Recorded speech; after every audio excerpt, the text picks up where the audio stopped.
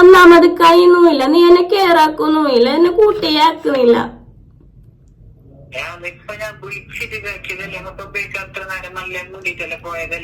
നമുക്ക് കരക്കരാ, നമുക്ക് ഉമ്മനെ കാണുന്നു.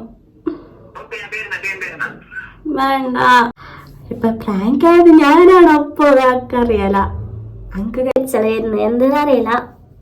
അപ്പനെ നല്ല കെയറാക്കാം. പക്ഷെ അനക്ക് അപ്പനൊക്കെ ഉണ്ടാകുന്ന തന്നെ ഭയങ്കര ഹാപ്പിയും.